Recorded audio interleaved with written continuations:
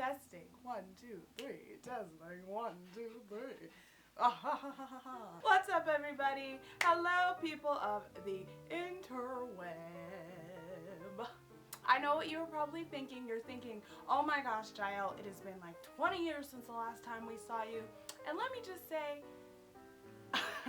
you know I talk too much. What I'm trying to say is, I know that it's been a long time since I made a video, but that's exactly why I am seeking to make this video, to let you guys know why it is I stopped making videos, and then kind of give you a update of the last almost a year. So basically, I kind of like, in my continuous pursuit of happiness, I always like to stop and check in and make sure that the things that I'm doing actually are contributing to my happiness. I like to make sure that everything that I'm doing, everything that I'm putting energy and effort into is all contributing back to my greater purpose or whatever. And I kind of was making videos, and you know, I was making them over the summer and they were super fun, and then I got back to school and I was like forcing myself to make videos, and it felt almost like I was doing it out of obligation and not because I really enjoyed it. And that was something that I kind of had to take a step back and really look at and say, okay, well, am I doing this because it's something that I love to do, or am I doing this because it's something that I feel that I have to do?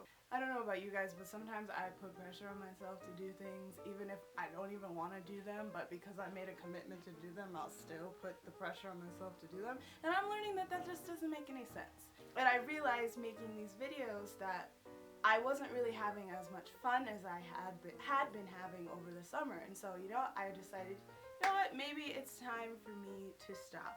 But now that I've grown so much in the last year, I feel like I'm genuinely, I keep looking over there, I know, sorry.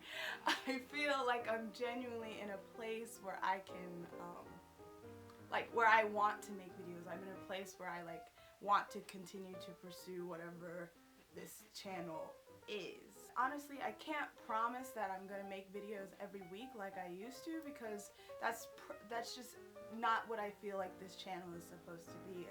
I feel like this channel is supposed to be my journey, and so I'm gonna make videos when I feel compelled to make videos, and I hope that you guys will stay tuned to watch those and grow with me on this thing. I know I talk a lot with my hands, doing all kinds of stuff like this. I think that now, the place that I'm in, I feel more open to making videos. I feel more confident in myself in making videos. And I know a lot of that came from putting myself out there and challenging myself to make videos every week. And I know that that was something last summer that I needed to do in order to be able to grow the confidence to get to the place now where I don't feel like I need to put them out every week. I'm just gonna put them out whenever life compels me to. So that's kind of the summary of why I decided to stop making videos and why you see my face back on this channel now. So this is just a rundown of some of the highlights that I have had over the past year, and I'm so excited to share all of these wonderful memories with you. Writing it all down has made me see what a crazy, up and down roller coaster amazing experience I have had over the last year. It's cool to see how much progress I've actually made and how much that I've accomplished over the last year, almost a year.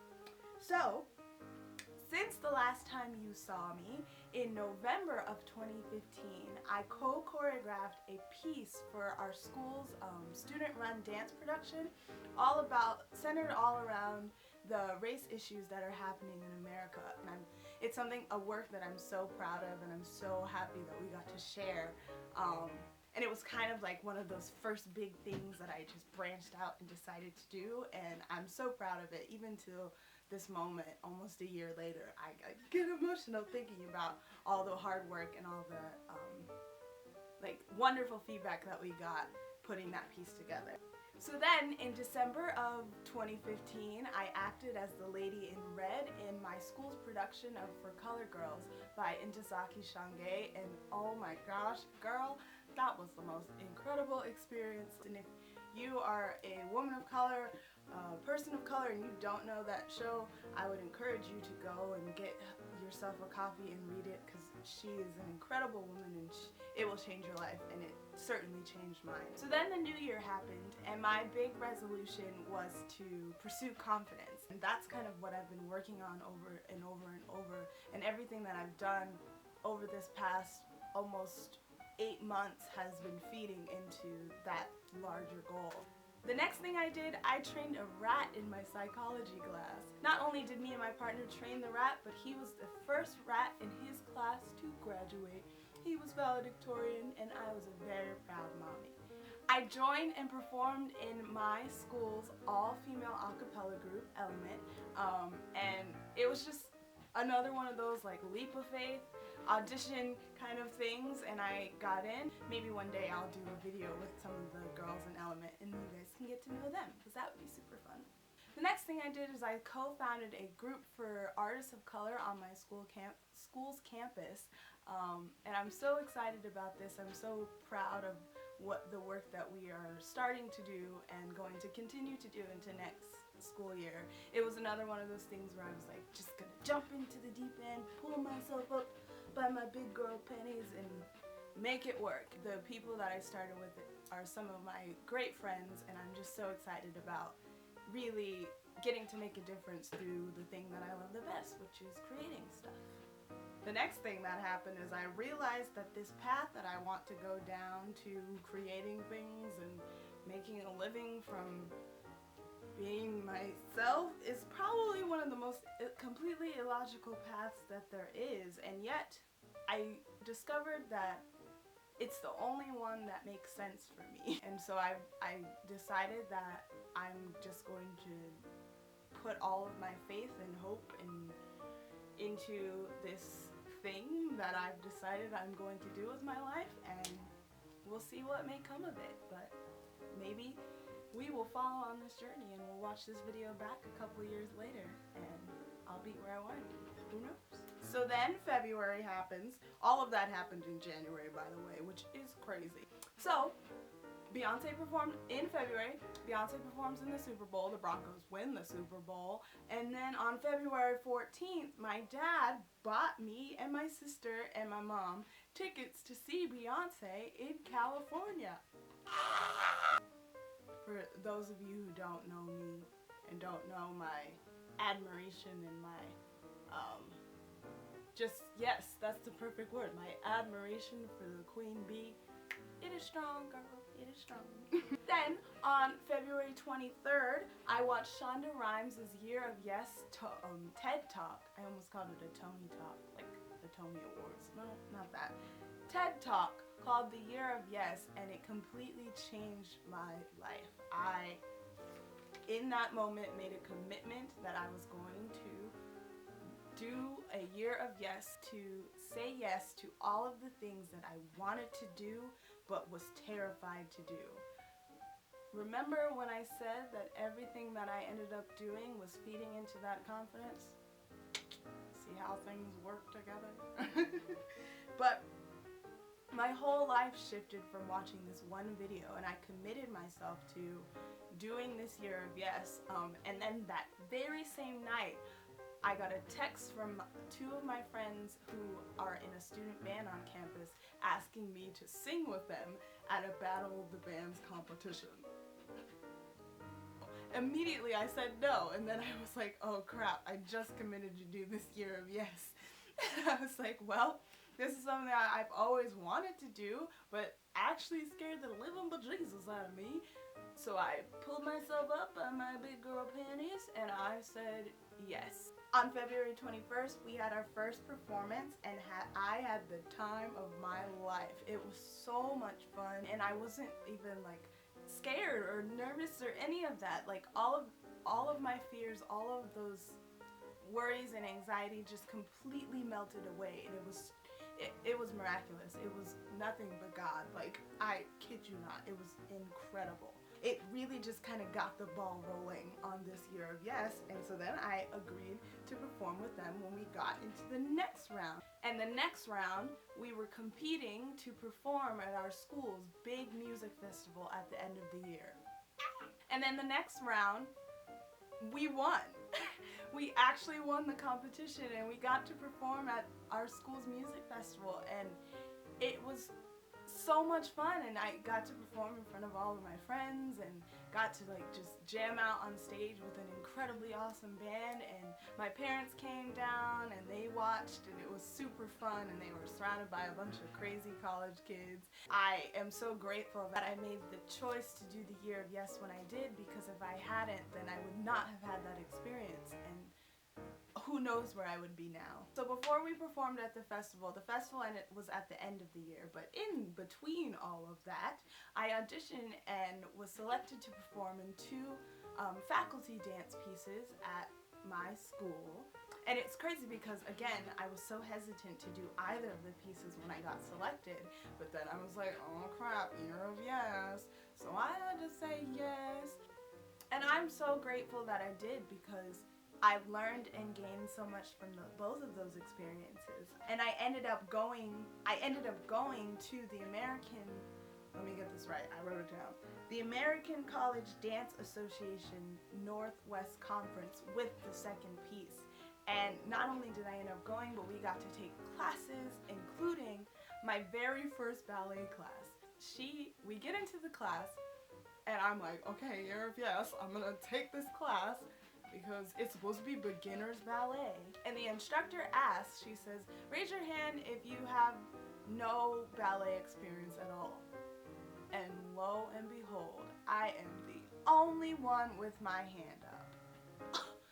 Okay, well, I thought this was beginner's ballet. It was not beginner's ballet. It was such a challenge, but it was so much fun, and I am so grateful that I did it. And that conference was just entirely just a beautiful time. We ended up actually being selected to perform in the gala, which is the final performance where the adjudicators from the conference select pieces that they like and put them together in one big concert, and we got to perform on a really beautiful stage in front of hundreds of people, and it was such a magnificent night, and I'm just so grateful that I didn't let my fear get in the way of me being in those 2 pieces, because otherwise I never would have had that experience. So, and then on April 20th, 2016, I declared my major as a sociology major with a double minor in music and dance. Ding. And then on May 11th, my sophomore year ended, and then on May 12th, I was on the road to California.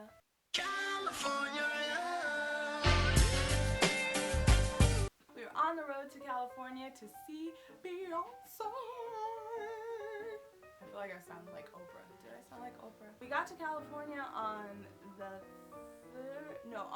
12th of May, and then on the 13th we went to Universal Studios and the Wizarding World of Harry Potter, which was so much fun, where I got chosen to have the Wand Choose You experience, and it was the most magical experience I have ever had. Excuse the picture, I was in shock and sweaty, and we had been walking all day, so it's a little rough, but it was still so cool. And now I have my own wand.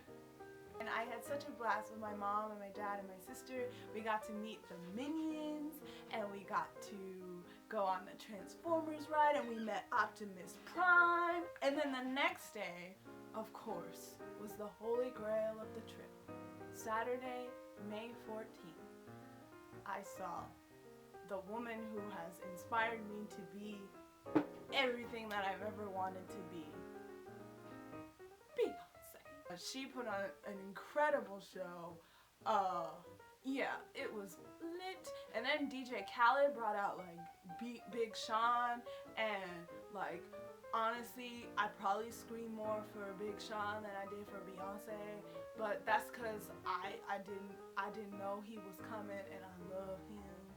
But I knew that Beyonce was going to be there, so I screamed for her, and I cried for her, but I probably screamed and cried a little bit more for Big Sean than I did for Beyonce, but it's cool. And he brought out Snoop Dogg, and like everybody, Neo, everybody and their mom was at that concert. It was so much fun. I always love going to concerts because I always like imagine myself up there, and I'm always like, oh, I could do that. And it was just like a step further seeing the woman who has inspired me to be the person that I am, yeah, to see her doing her thing live and being like, you know, I'm gonna do that one day. I'm gonna do that. So not only in that month I got to see Beyonce, the woman that I adore, but on the 25th of May, I got to see Leon Bridges, the man I adore. Kind of upset that I wasn't making videos back then because I wish I could have made a video so you guys could see how freaking incredible he was. But maybe I'll put some like clips or pictures here somewhere so that you guys can see what an incredible show it was.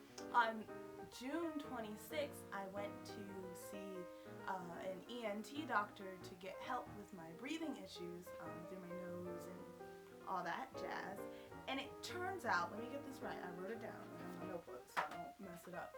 I have enlarged turbinates, a deviated septum, and some other stuff, extra stuff or whatever, that's like clogging up my nose and making it difficult for me to breathe.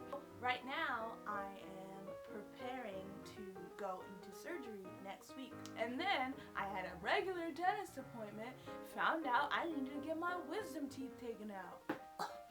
So not only do I have this other surgery that I'm planning for, but then I had to get my wisdom teeth taken out, and that was not fun. But it was cool because so many people showed me so much love and support, and my best friend Maddie brought me some flowers and ice cream, and my grandparents came and brought me ice cream, and now we have like 5 things of ice cream in our freezer. We have like 5 things of ice cream in our freezer because of my wisdom teeth. In conclusion of all of this medical talk, I declared this summer my summer of healing, both inside and out. Initially, I set out on the summer to be like super busy, and I was going to be doing all of this stuff, and one by one, all of those things kind of just kept falling through. And I realized the reason that I needed to just kind of pump the brakes and chill this summer was because I needed to do a lot of internal work. I was like, get my cheeks cleared out and my teeth pulled out. I'm also clearing out all of the gross things that reside in my spirit, I guess. So then finally we are up to the present. Last weekend my dad blessed me with a new car, and she is lovely. I decided to name her Alice in Wonderland. Yeah, and so I posted this on Facebook, but I feel like that was kind of just a physical like manifestation of all of the hard work that I've been putting in over this last year to like build my self-esteem up and mold myself into the person and the woman that I want to be and that I feel God has called me to be. I made a pact actually at the beginning of last year in September on my birthday, and I said that this time next year, so September 4th, 2016, I was going to be leaps and bounds from where I was on my birthday, on my 19th birthday. And I am about less than a month away from my birthday. I can say that I truly am in a completely different place than I was a year ago. Jazz hands for that. So finally, that is kind of it. I thank you guys so much for watching this video, for sharing it, for caring about my progress, my ups, my downs, my in-betweens, all of that, and for joining me on this quest for whatever it is that I'm trying to obtain. So without further ado, this is my journey, and welcome to it.